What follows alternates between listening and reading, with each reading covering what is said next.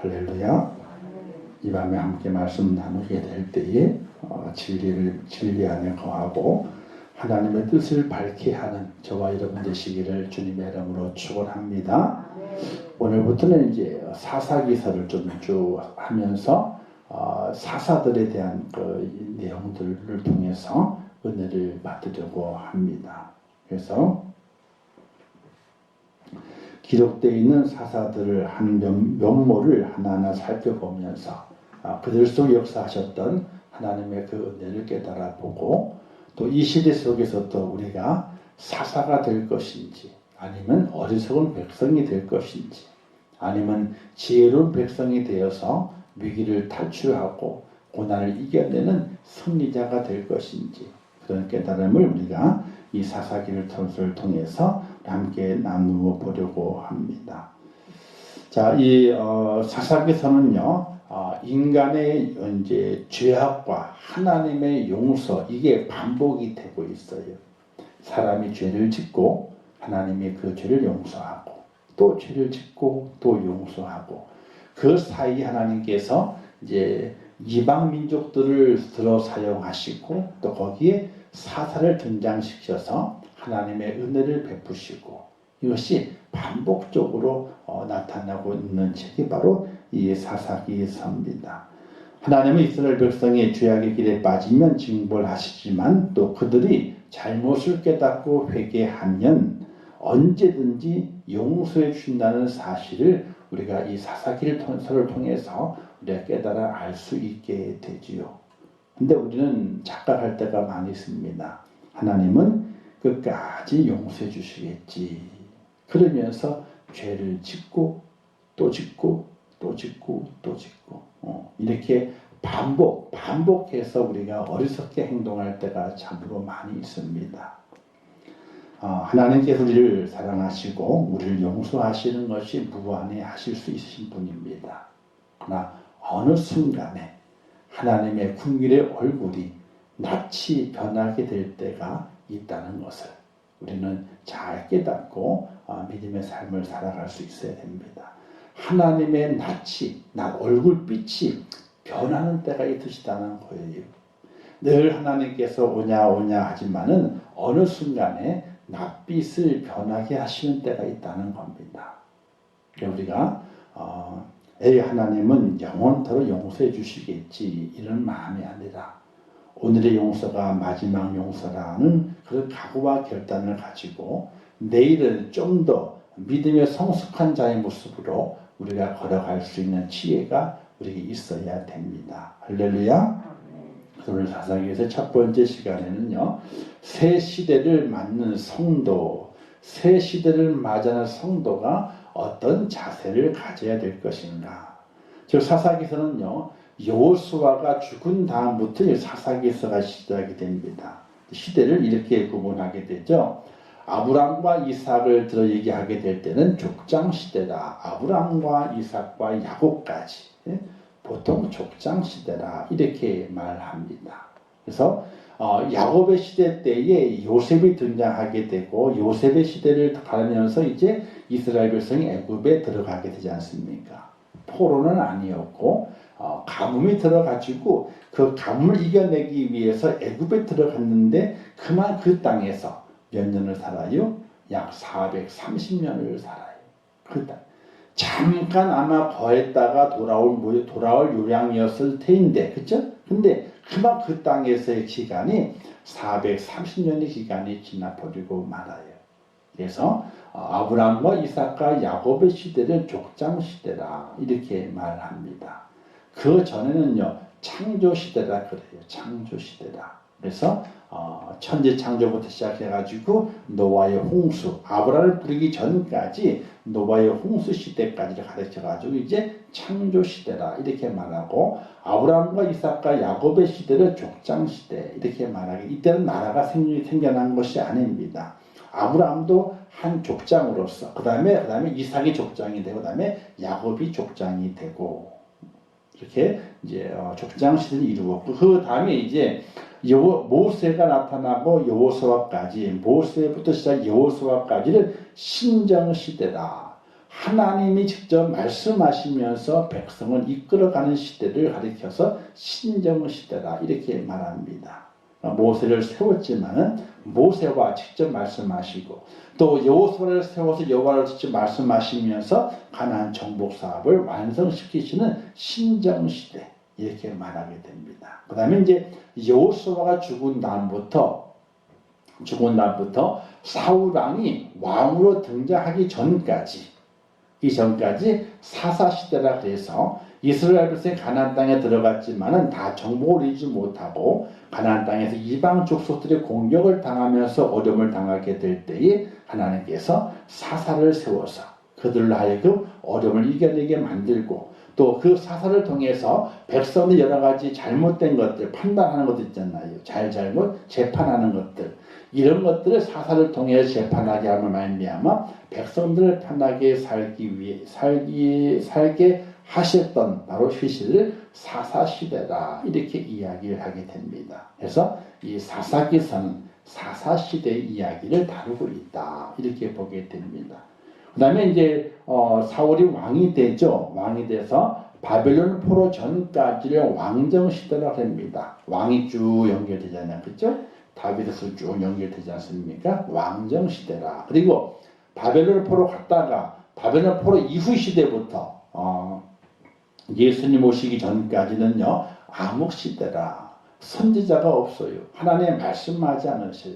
그냥 그들을 그냥 내버려 두시게 됩니다. 그래서 암흑시대라 이렇게 말하게 되고 그리고 예수님 오신 다음부터 이제 그 승천하신 다음부터 그때까지 이제 주님 오시는 그때까지를 성령 시대 또는 은혜 시대라 이렇게 시대별로 이렇게 이야기를 하게 됩니다.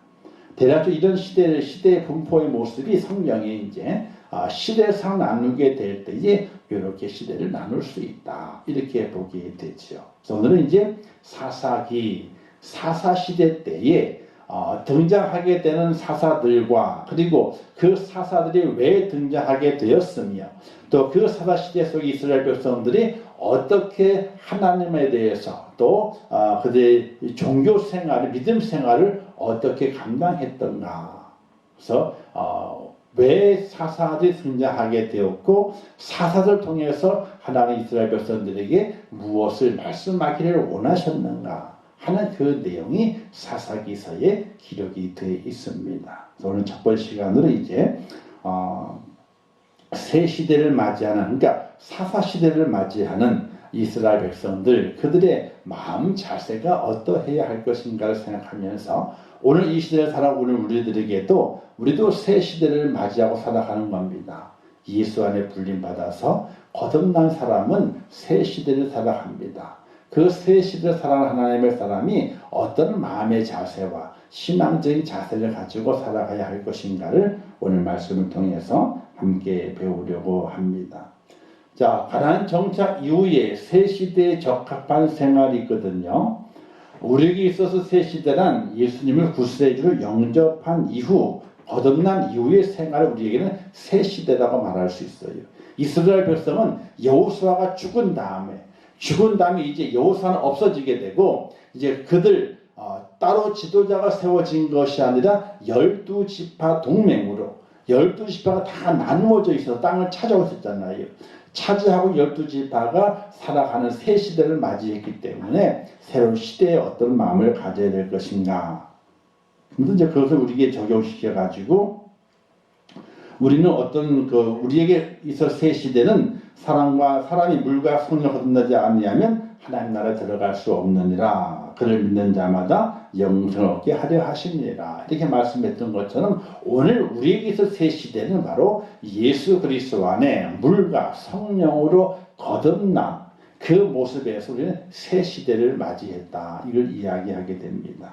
그래서 이제 새 시대의 성도는 어떻게 살아가야 될 것인가. 1절의 말씀에 기록이 되어 있어요. 여호수아가 죽은 후에 이스라엘 자손이 하나님께 묻자와 여쭈어 이르되, 묻자와 가로되, 개혁 성경에 되어 있고 새 개혁인도 또 여쭈어 이르되 이렇게 말씀이 되어 있는데, 새 시대의 성도는요 기도의 생활이 기본이 되어야 됩니다. 오늘 우리 그 거듭난 성도들의 삶의 기본이 기도예요. 기도는 하나님을 의지하는 것이 될 수 있고요. 하나님과 교제하는 것 될 수가 있게 돼요. 그래서 단순히 기도는 뭘 달라 하나님께 구하는 것도 기도가 되지만은요, 그 속에는 제가 하나님을 의지합니다, 하나님께 기대입니다 하는 뜻이 담겨져 있고, 하나님과 교제하고 싶습니다, 하나님과 대화하고 싶습니다, 이런 뜻이 포함이 돼요. 그래서 새 시대를 살아가는 하나님의 사람, 하나님의 부르심에 의해서 불림받아 하나님의 사람의 기본 생활의 첫 번째는 하나님과 말을 해야지. 그죠? 말을 해야지. 말을 하지 않고 있으면 어떻게 돼요? 하나님도 내게 말씀하시지 않고 나도 하나님께 말을 안 해. 그럼 뭐예요? 뭐겠죠? 싸운 사람이지. 그죠? 싸웠으니까 말을 안 하는 거란 말이에요. 그러니까 하나님과 기도하지 않으면요, 하나님과 싸운 거예요. 하나님께 기도하자 하나님의 원수가 된 거예요. 원수가 되지 않고 아버지가 되시고 자녀가 되고 친구가 되고 또 나의 구주가 되었을 때에 그 하나님과 대화를 하는 거예요. 말을 해야 되는 거예요. 그 말하는 것이 기도라, 이렇게 보게 돼요. 기도는 의미가 두 가지 있는 거죠. 하나는 의지합니다. 기도가 뭐 주세요, 하나님의 빚쟁이도 아니고, 그죠? 맨날 달라 그러면 되겠어요? 그게 아니에요, 기도가. 기도의 기본은, 하나님을 제가 의지합니다, 제가 믿고 하나님을 따르겠습니다 라는 고백이 첫 번째고, 두 번째는 하나님과 대화하고 싶어요, 하나님과 말하고 싶어요, 교제하는 것이 세 번째고, 두 번째고, 맨 마지막이 하나님을 의지하고 하나님과 대화하는 과정 가운데서 어떻게 돼요? 대화하다 보게 되니까 하나님 제 형편이 이런데요 하고 이제 하소연할 때도 있고 푸념할 때도 있잖아요. 그래서 세 번째 하면 하나님 들어보시고, 아이고 그러냐 내가 너에게 뭘 해줄게, 뭐가 있느냐, 뭘 해주면 좀 해주겠다, 내가 이렇게 도와줄게, 이렇게 그때서 하나님 주시는 것이지, 우리가 기도는 하나님께 불을 지펴가지고 달라 그러는 거야. 하나님의 절대 빚쟁이가 아니에요. 빚쟁이가 아니에요. 그래서 기도의 의미는 첫 번째가 하나님을 의지하는 것, 두 번째가 하나님과 교제하는 것, 그리고 세 번째가 의지하고 교제하다 보게 되니까 내 형편을 알아, 하나님이. 그래서 아이고 그러냐 네 형편이, 내가 이것저것 이렇게 내가 도와주마, 이렇게 하나님의 은혜의 손길로 우리를 도와주시는 은총이 있는 것, 그게 바로 기도라, 이렇게 말할 수 있게 돼요. 그래서 이스라엘 백성이 여호수아가 죽었어요. 여호수아가 죽으니까 하나님과 단절된 거예요. 그 당시에 모세가 하나님 교제해가 직접 말씀을 들어가지고 이스라엘 백성을 인도했고, 그 다음에 여호수아가 그 뒤를 이어가지고 하나님과 교제하면서 이스라엘 백성을 인도했거든요. 근데 여호수아가 죽은 다음부터 하나님과 대화가 끊어져 버리고 마는 거예요. 그러자 이스라엘 백성이 여호와께 여쭈어 이르되, 그들이 하나님께 기도하는 거예요. 그래서 새 시대의 성도는요, 기도의 생활이 있어야 돼요. 하나님께 물으라, 하나님을 의지하라, 그 기도의 골방을 가져야 돼요. 모세가 따로 친 장막에 들어가서 하나님과 대화하고 그의 말씀을 들었던 것처럼 오늘 우리들에게도 기도의 골방이 있어야 돼. 직장 다니시 어떤 장로님은 자기는 매 점심시간에 기도를 한대요. 점심시간에 1시간이잖아요. 그죠? 그럼 빨리 식사를 마치는데 간단하게 빨리 마신대. 그리고 급히 화장실로 가. 그 1시간에 문을 꽉 걸어 잠그고 안에서 점심이 끝날 때까지 간절히 기도한대. 오전 시간에 죄 지은 것이 있으면 그 죄를 용서해달라 기도하고, 뭔가 부족해가지고 회사에 도움이 못된 것이 있다면 하나님 지혜를 달라고, 뭔가 아이디어를 달라고 간절히 기도하고. 어떤 분 오잖아요, 점심때 밥 먹고 이쑤시며 차 마시며 노다 뿌리며 보내 취가 보이잖아요, 그죠? 근데 그분은 그렇게 안 보내요. 점심시간에 자기 가장 중요하대. 이분 밥을 챙겨 먹고 하나님 앞에 3, 40분 이상씩 간절히 기도한대. 그게 자기에게 인생의 삶에서 큰 기쁨이고 그게 기도의 골방을 찾아가는 것이 얼마나 큰 축복의 시간인지 모른다 고백하는 장로님을 그 간증을 들어본 적이 있어요. 오늘 우리의 기도의 골방이 있어야 돼요. 어른을 만났어. 찾아가는 기도의 골방이 있어야 돼.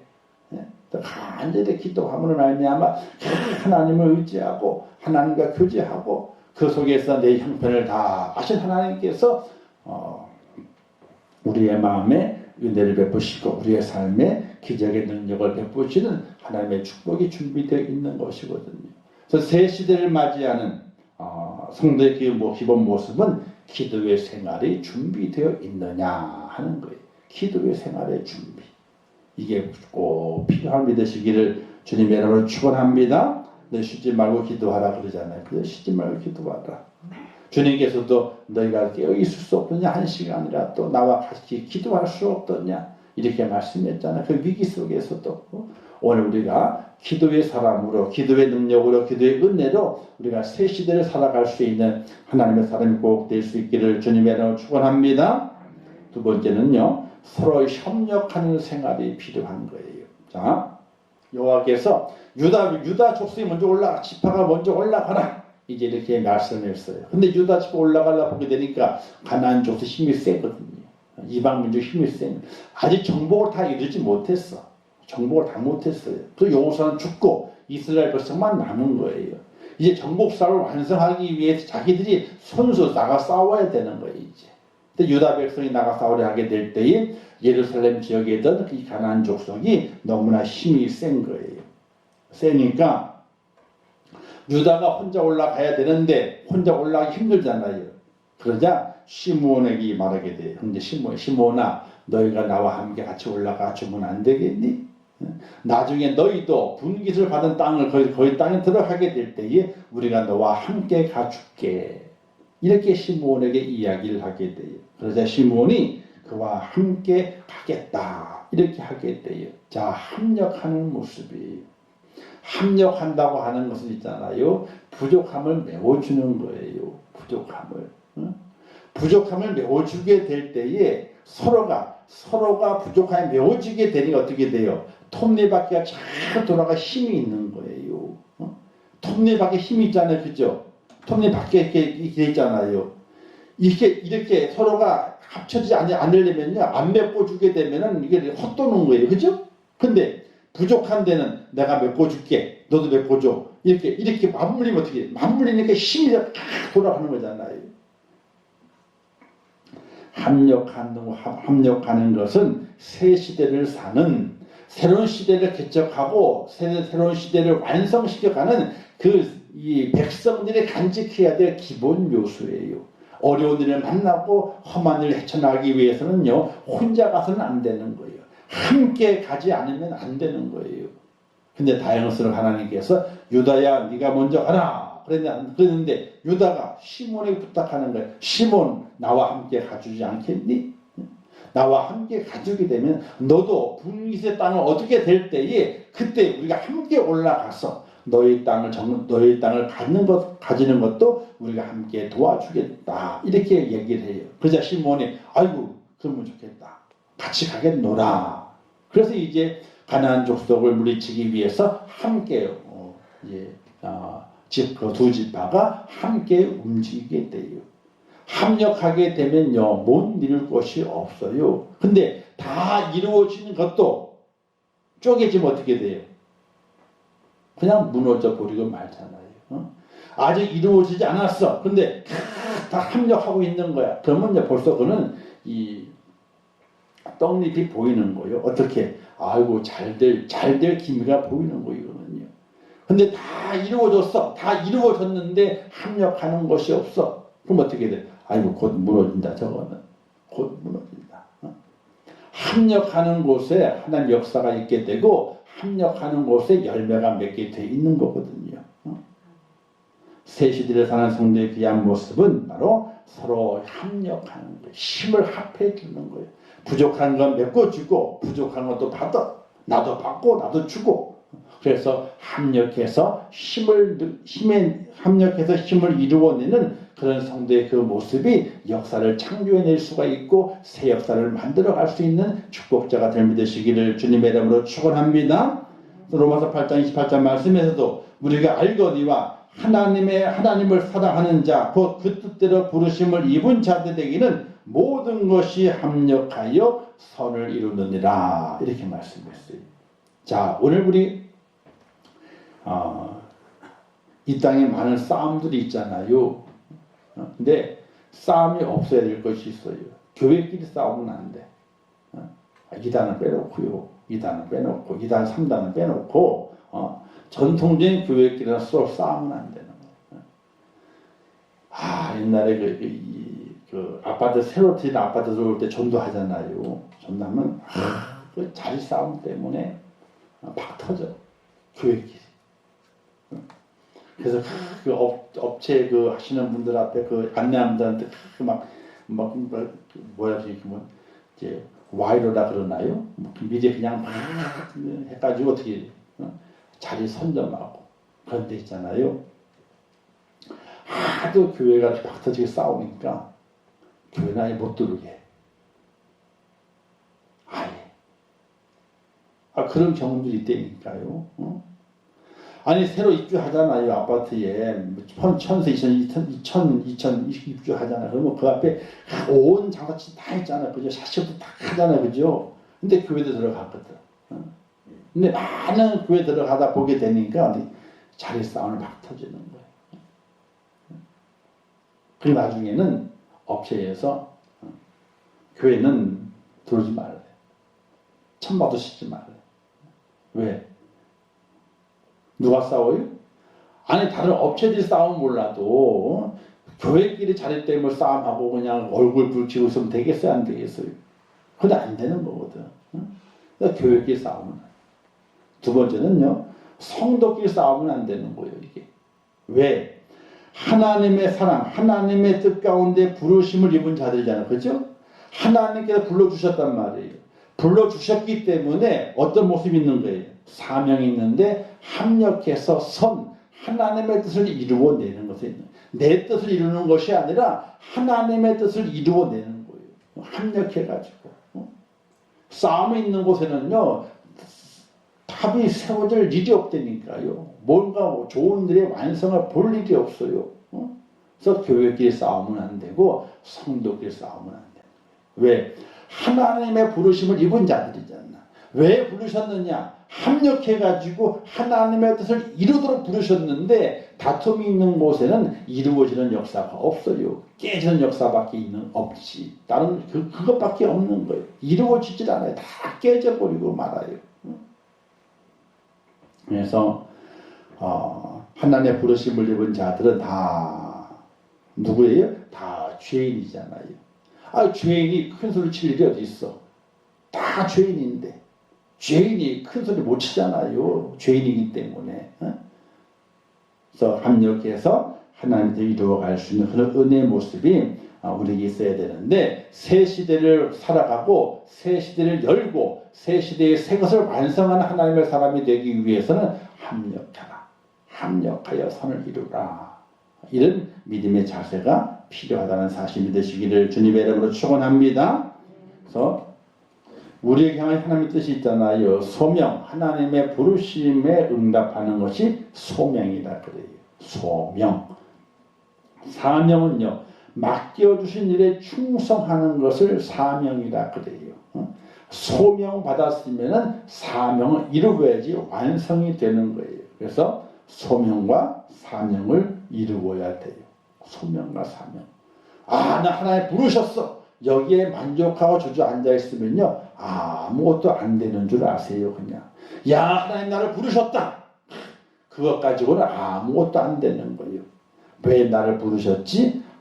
내게 사명을 맡기심이지. 그 사명을 이루어내게 될 때에 그때 완성이 되는 거예요. 그래서 소명과 사명을 이루는 하나님의 사람이 되어야 되는데 그 기본적인 마음의 자세가 베드로전서 4장 11절 말씀에 기록되어 있는데 우리 한번 같이 읽도록 하겠습니다. 시작.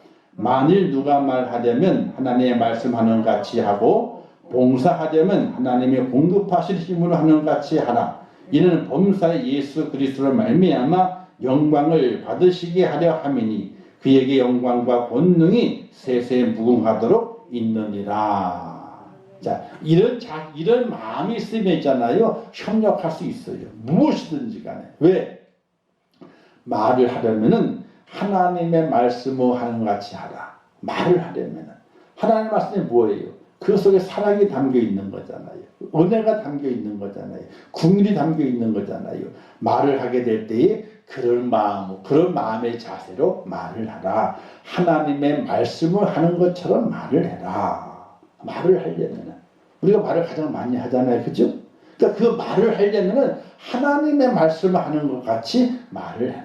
그리고 봉사하려면은 내가 힘이 세, 이게 아니에요. 이게 아니고 하나님이 내게 힘을 공급해 주셔가지고 지금 내가 봉사를 할 수 있어. 그러니까 내가 지금 이렇게 봉사하고 헌신을 할 수 있는 그 능력 어디서 봤다? 내 능력이 아니라 하나님께서 내게 능력을 주셔가지고 하게 하셨다. 그래서 모든 영광 누가 받는 거예요? 하나님이 받으신다. 나는 아무것도 아니야. 나는 그냥 쓰임받는 도구요. 도구. 제가 얘기하잖아요. 도구가 하나님의 도구인데 어떤 도구는 있잖아요. 녹 쓸어가지고 없어져 버려. 녹이 쓸어가지고. 녹이 한참 쓸잖아요. 툭툭 치면 있잖아요. 쇠도 다 떨어져. 그죠? 떡고물 떨어듯이 다 떨어지잖아요. 그죠? 녹 쓸어가지고 없어지는 것이 아니라 사용이 돼가지고 따라서 없어지는 도구가 된다면 얼마나 좋겠어요. 그죠? 녹 쓸어가지고 다 떨어져. 떡고물 떨어지듯이 툭툭 떨어져 버리고 말아. 그리고 없어지는 거예요. 그러고. 근데 그렇게 없어지는 것보다는 주인이 하도 너무 손에 딱 맞아. 말을 잘 들어가지고. 손에 딱 쥘 때, 그죠? 손에 딱 쥐는 그 감이 딱 좋은 게 있잖아요. 그 도구들이. 그것은 너무 잘 순종하는 게 딱 손에 맞는 거예요. 너무 쓰다 보게 되니까 다 따라서 없어지는 거예요. 하나님이 공급하시는 힘으로 하는 것 같이 하라.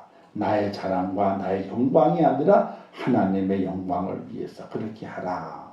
이렇게 말씀하셨는데 그런 마음의 자세를 가지고 있을 때에 우리가 서로 합력할 수 있게 돼요. 합력할 수 있게 돼요. 그래서 두 번째 그 자세가 이 합력하는 자세가 필요하다. 자, 세 번째는요. 하나님의 협력이 필요하게 돼요. 하나님의 협력이. 자, 우리가 왜 하나님께 먼저 기도하느냐? 우리가 왜 협력하느냐? 싸우지 않고 이뤄보자. 왜 협력하느냐? 하나님의 힘을 끄집어내기 위한 거예요. 자, 기도하잖아요. 그죠? 기도 하나님, 뭔 일 하는데 관심을 갖지 않겠어요? 하나님께서? 또 우리가 힘을 가지고 으쌰으쌰 하잖아요. 뭐 하고 있는데 하나님이 또 관심을 가지셔. 가만히 보게 되니까 좋은 일을 하고 있거든. 누구에 대한 일을? 그의 나라와 그의 의를 위한 일을 하고 있단 말이에요. 그럼 하나님 어떻게 하시겠어요? 네 열심히 해라. 이렇게 하시는 것이 아니라 나도 한번 끼워보자. 그렇게 하나님께 그 마음을 가지실 것 아니에요. 하나님이 거기에 끼기만 하시면 어떻게 되겠어요? 끼기만 하시면은 놀라운 기적이 일어나게 되는 거예요. 바로 하나님의 협력이에요. 4절에 보세요. 유다가 올라가면 여호와께서 가나안 사람과 브릿 사람을 그들의 손에 붙이십니다. 유다가 올라갔어. 하나님 어떻게 할까요? 유다가 올라가라. 예, 알겠습니다. 시몬아, 우리 도와줘라. 그래, 도와줄게. 같이 올라가는 거예요. 그래, 같이 올라가게 되니까 하나님께서 아이고 내가 간섭해야 되겠네. 내가 저들과 협력해 줘야 되겠구나. 라고 올라가시면서 그들의 손에 하나님께 딱 그들을 붙여주시는 거예요. 승리는 그냥 얻어지는 것이 아니에요. 하나님의 간섭하셔야 되는 거예요. 간섭하셔야 되는 거예요.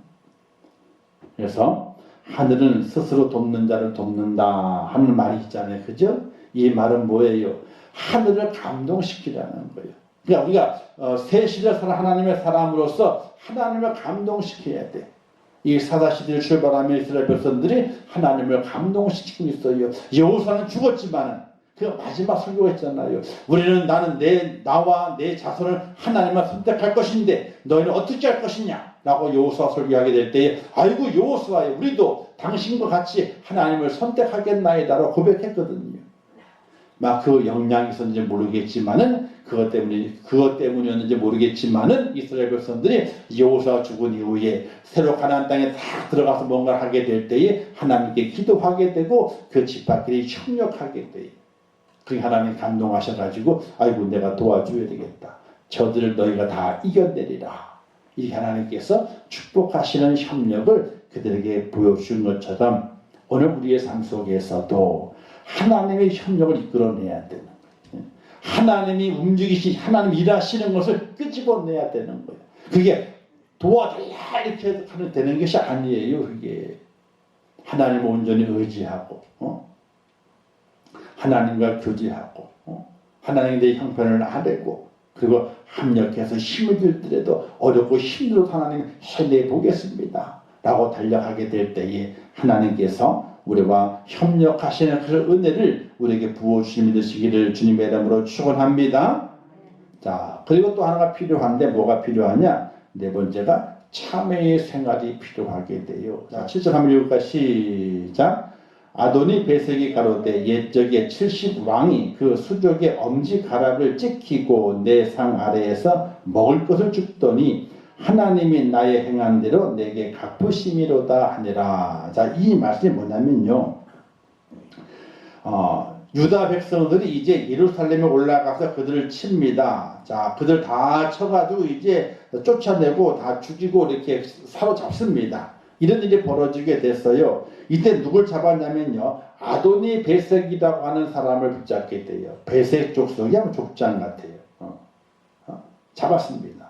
잡은 다음에 그를 힘을 못 쓰도록 엄지손가락과 엄지발가락을 잘라버리고 말아요. 그러니까 엄지손가락과 엄지발가락을 잘라버리게 되니까 손에 힘을 못 주게 되고 다리에 힘이 없어 도망갈 수도 없는 거라. 자, 이렇게 잘라버리게 되게 되니까 아도니 베섹이 말하는 거예요. 내가 그 옛날에 가나안 땅의 70여 왕들을 붙잡아가지고 그들의 엄지손가락과 엄지발가락을 잘라버리고 그들을 굴욕을 줘가지고 상에 떨어진 음식을 주워 먹게 만들었는데 이제 나도 그 꼴을 당하는구나. 이런 말을 하고 있는 중이에요. 자, 여기에서 이 말씀이 이 사사기서에 왜 기록이 되었을까? 이걸 생각해 볼 수 있어야 돼요. 뭐냐면은 하나님께서는요 행한 대로 갚으시는 하나님이세요. 의로운 자의 행함도 갚으시지만요 악한 자의 행함도 그대로 또 갚으시는 하나님이세요. 이 아도니 베섹이 말하기를 하나님이 내게 지금 내가 행한 대로 그대로 갚아주시는구나, 갚아내시는구나, 이렇게 아도니 베섹이 고백을 하고 있는 중이거든요. 자기가 그 옛날에 그렇게 했어. 자기나 이렇게 했어. 사람의 손가락을 엄지를 잘라버리고 엄지 발가락 잘라버리게 되면요 힘을 못 쓰고 도망도 못 다녀요. 그렇게 만들어 놓고 상에 떨어지는 음식을 주워 먹게 만들었거든. 왕을 70명의 왕을 그렇게 붙잡아다가 자기가 힘이 셀 때 그렇게 했거든요. 근데 자기가 그 꼴을 당하고 보니까 그 옛날이 생각이 나는 거야. 야, 옛날 내가 그렇게 했는데 그때 행한 대로 내가 행한 그 죄를 내가 지금 다 받는구나. 이런 생각을 아도니 베섹이 하게 되었다는 이야기예요.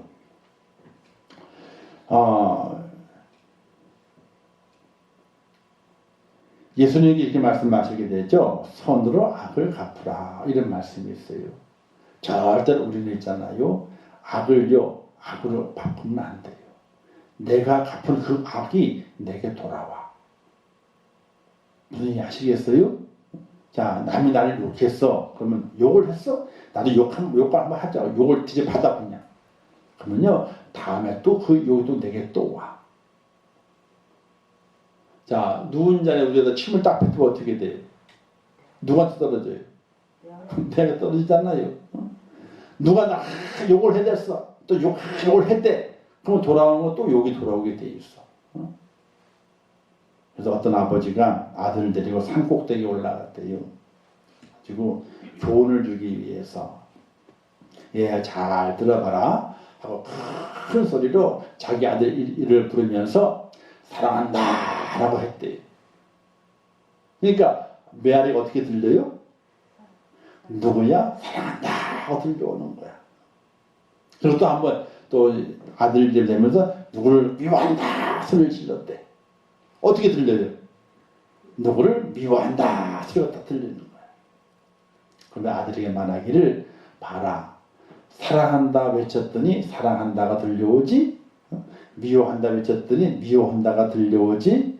너 귀에 어떤 소리를 듣고 싶으니? 아이고 당연히 사랑한다 소리를 듣고 싶죠? 그럼 너는 언제든지 사랑한다고 외쳐. 그러면 네 귀에 사랑한다는 얘기가 들리게 될 거야. 그렇잖아요.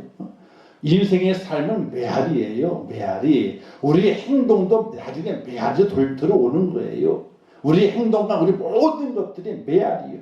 내가 외친 대로 그대로 내가 돌아오는 거예요.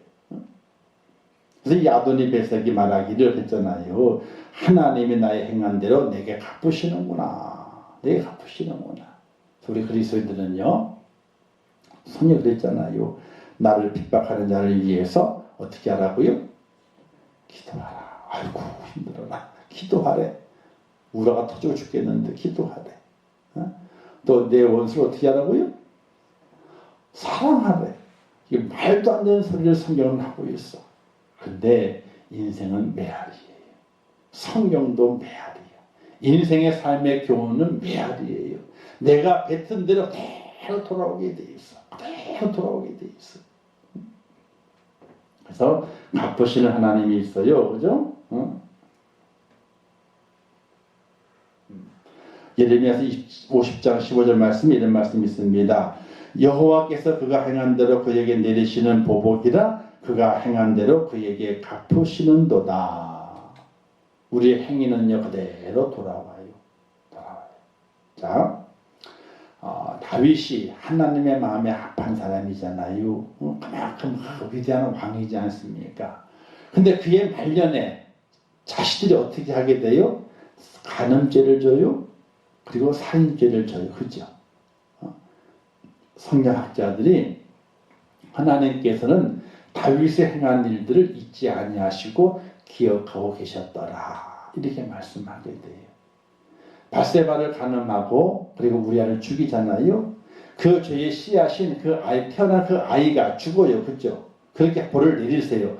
벌을 내리셨지만은 그 인생의 삶 속에서 그 인생의 모든 삶 속에 메아리가 돼가지고 그의 다윗에게 들려오도록 하나님께서 만드셨다는 거예요. 그래서 이 자녀 안에서 간음이 일어나고 자녀 안에서 살인죄가 일어나게 되는 메아리로 들려주신다는 거예요. 아니 다윗이 얼마나 위대한 왕이에요. 하나님 마음에 합한 자잖아요. 그렇게 칭찬했던 그 다윗임에도 불구하고 그가 지은 죄가 있단 말이에요. 악이 있단 말이에요. 그 악이 메아리로 그의 삶 속에 들어와서 그를 괴롭게 만들고 가슴치게 만들었다는 이야기예요. 오늘 우리의 삶 속에 우리는 그걸 잘 기억하고 살아갈 수 있어야 돼요. 나음서 1장 2절 말씀이 있는데 한번 읽어볼까요? 시작. 여호와는 질투하시며 보복하시는 하나님이시니라. 여호와는 보복하시며 진노하시되 자기를 거스리는 자에게 여호와는 보복하시며 자기를 대적하는 자에게 진노를 품으시며. 자, 이걸 잘 보세요. 여기에서 하나님께서 보복하시고 진노를 품으시며 쭉 말씀하세요. 근데 이 말씀이 누구에게 하신 말씀일까? 하나님을 믿는 사람에게 말씀하시는 것일까? 아니면 하나님을 믿지 않는 이방 족속에게 말씀하시는 것일까요? 차라리 하나님을 안 믿는 이방 족속에게 말씀했다면 아이고 그렇지 그놈들이 당해도 싸지 이렇게 우리가 안심할 수 있을 것인데 성경에 있는 말씀은요 이방인들이 한 말씀이 아니에요. 하나님을 믿는 믿음의 사람들에게 말씀하시면서 내가 너희들에게 보복하리라. 즉 하나님의 말씀을 따르지 못하고 하나님의 뜻을 깨닫지 못하고 하나님의 말씀을 지켜내지 못하는 성도들은 누구에게 범죄하는 거예요? 하나님께 범죄하는 것인데 하나님께서 그것을 그냥 넘어가신다? 그렇지. 용서는 하세요. 용서는. 그냥 용서하시지만은 자, 이와 같은 얘기예요. 죄 지은 사람이 있는데 누구는 뭔 미워하고 뭔 미워하지 말라 그래요? 죄는 미워하고 사람 미워하지 말라. 그게 그대로 하나님에게 적용이 되는 거예요. 이스라엘 백성이요, 하나님을 사랑하세요. 정말 사랑하셔. 근데 그들이 짓는 죄는 어떻게 미워하셔. 그 죄에 대해서 하나님께서 보복하시는 거예요. 왜? 그들 너무 사랑하기 때문에.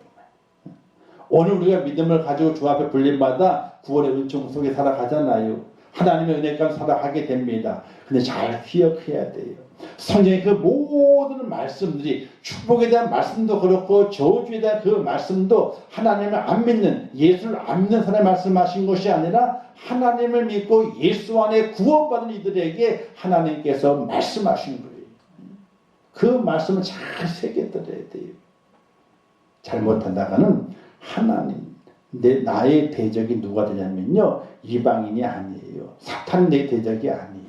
잘못하게 되면 하나님이 나의 대적으로 딱 나타나셔가지고 내가 너에게 보복해야 되겠다.